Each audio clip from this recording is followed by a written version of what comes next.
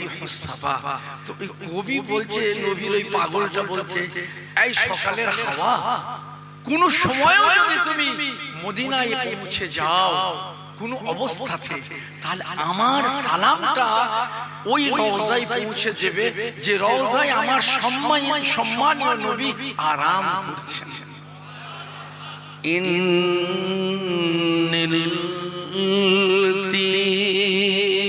ইয়া রিহাসবা ইয়াওমান ইলা আরদিল হারাম। ইন্নিলতি ইয়া রিহাসবা ইয়াওমান ইলা আরদিল হারাম। بلغ سلامي روزة فيها نبي المحترم بلغ العلا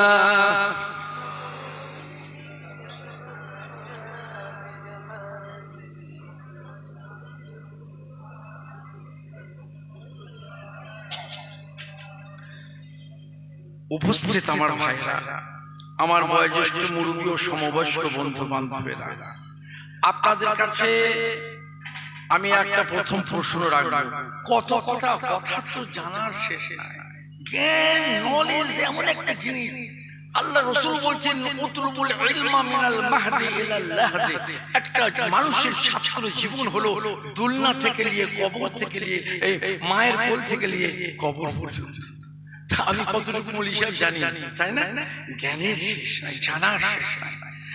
তো আপনাদের কাছে আমার একটা প্রশ্ন থাকবে। আসওয়ালু মিফতাহুল ইলম, প্রশ্ন হলো জ্ঞানের চাবি। চাবি দিয়ে এবং তালা খোলা যায়, ঠিক ওইরূপ প্রশ্ন করলে জানা যায় জ্ঞান খোলে, বিকাশ ঘটে, তাই না? তো আপনাদের কাছে আপনাদের যদি কোনো প্রশ্ন থাকে, এখানে কোনো মানুষের যে কোনো ধরনের কোনো প্রশ্ন যদি থাকে, আপনারা আমাকে করবেন শেষের দিকে। আমি যথাসাধ্য চেষ্টা করব। এর মানে এই নয় মহাপণ্ডিত হয়ে গেছি সব প্রশ্নের উত্তর দিয়ে দেবো।